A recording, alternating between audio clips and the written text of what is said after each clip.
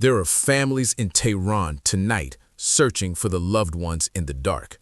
Not the dark of a power outage, not the dark of a cloudy night, the dark that comes when the bombs have knocked out the electricity, when the streets are filled with rubble, when search teams wade through collapsed concrete with nothing but torches, looking for people who may or may not still be alive. Iran's health ministry says the war has now killed more than 1,500 people. Over 80,000 civilian units, homes, schools, medical centers, ambulances have been damaged. Strikes have hit 498 schools and 275 pharmaceutical and emergency centers in Tehran province alone. One Red Crescent aid worker from Isfahan was killed while trying to save lives.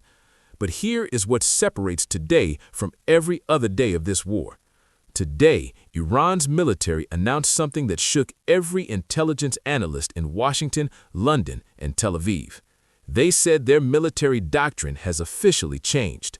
Quote, "The doctrine of our armed forces has changed from defensive to offensive. New surprises are on the way." Defensive to offensive. Let me explain why those four words matter so much. For the last 24 days, Iran has been operating, at least rhetorically, under a framework of retaliation. They strike Israel and the Gulf because they were struck first. They close the Strait of Hormuz because U.S. warships are in their backyard. Every Iranian action has been framed as a response. That framing just ended. An offensive military doctrine means Iran is no longer waiting to be hit before it acts. It means they are, at least in their own declaration, willing to initiate strikes. Against what? Against who? That is precisely the terrifying ambiguity embedded in the phrase, "New surprises are on the way."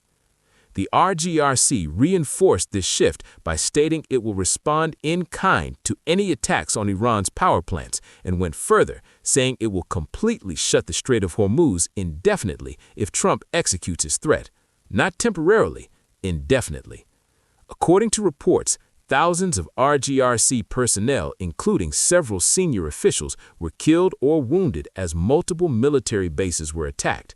Several strikes hit Tehran's Pasteur Street district and the National Security Council. Despite these losses, Iran is not collapsing, it is escalating. And here is the detail that intelligence analysts are fixating on. Israel's military asserts that Iranian missile launches have gradually decreased in frequency since the war began. That sounds like good news, but analysts warn it may not be. Fewer launches could mean Iran is conserving its most capable, longest-range missiles, the ones they haven't shown the world yet, for a moment of maximum impact. New surprises are on the way. Those words were chosen carefully. By now, you know about Trump's 48-hour ultimatum issued Saturday night, expiring Monday evening. Open the Strait of Hormuz, or the United States will obliterate Iran's power plants, starting with the biggest one first. Iran's response was equally total.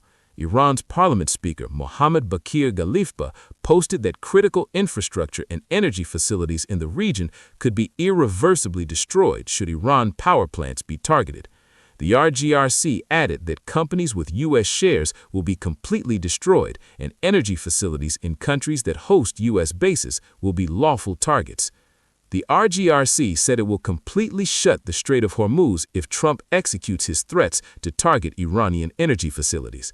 But here's the twist in the story that very few outlets are reporting clearly. Iran has practically closed the Strait of Hormuz, but attacks on ships and threats of further strikes have stopped nearly all tankers from navigating the strait.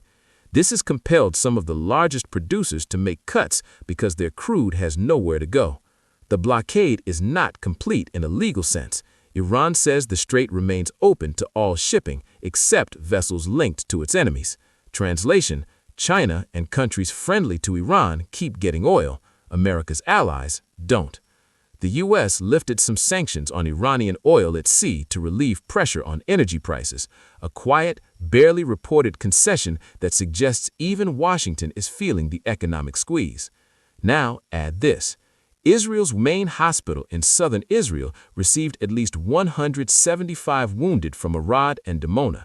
The IAEA has said the bulk of Iran's estimated 972 pounds of enriched uranium, the issue at the heart of tensions, is elsewhere beneath the rubble at its Isfahan facility. The enriched uranium beneath rubble at Isfahan.